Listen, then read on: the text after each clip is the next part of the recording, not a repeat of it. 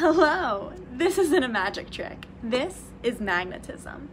I'm in Muse Knoxville at the magnet wall, playing with our magnets and this rock. This rock is a magnet too. If you've read the book Magnets Push, Magnets Pull by David A. Adler, you already know its name. It's a lodestone. Lodestones are the strongest magnets found in nature and were discovered by the ancient Greeks, who probably thought they were magic too.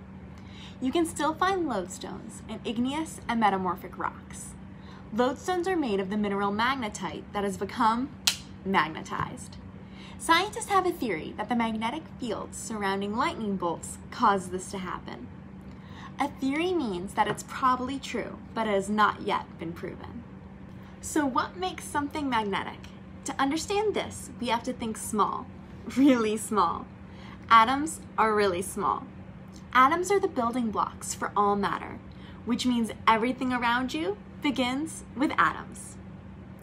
What do these really small atoms look like? Atoms are made up of protons, neutrons, and electrons. Protons have a positive electrical charge, neutrons have no electrical charge, and electrons have a negative electrical charge. If you have explored with amusement circling circuits, this might sound familiar from the static electricity experiment. Most electrons in atoms exist in pairs that spin in opposite directions. Unpaired electrons can line up and point in the same directions. When this happens, certain materials become magnetic.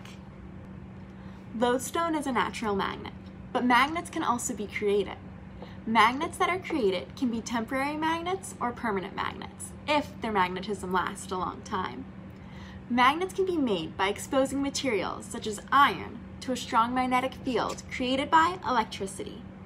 The electric current forces the electrons to all point in the same direction. In circling circuits, we created an electromagnet. Lodestone and magnets that you will find in the Magnificent Magnet Kit are simple or permanent magnets. I wonder what else around Muse Knoxville my magnet will stick to. Explore around your home to see what a magnet from the kit will stick to. Before you test, stop and make a prediction, a good guess, as to if the magnet will stick to the thing you found.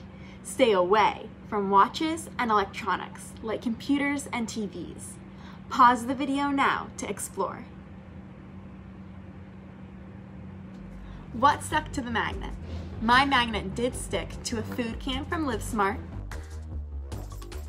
a paper clip from the front desk, and a ruler from MakeSpace. My magnet did not stick to a soda can from the cafe, coins from the register, or my ring. The food can, paper clip, and ruler are either made from iron, steel, nickel, or cobalt. These materials stick to or are attracted to magnets. Their atoms are pointing in the same direction. What about coins? American coins are not magnetic. A nickel is actually made mostly of copper, like all other American coins. The soda can is called a can, like the steel food can, because of its cylindrical shape. But it is made of aluminum, which is not magnetic. This helps recycling centers sort metals to make new things by using large electromagnets. My rings are made of gold, which are metals, but not magnetic metals, like iron, nickel, or cobalt. In Amusements, Magnificent Magnets, we will explore, experiment, and create together to see how and why magnets work, and the magnificent things they can do. Anytime during the coming videos, feel free to pause the video to explore for yourself or rewind to listen to instructions and information again. Continue on to the next video when you are ready.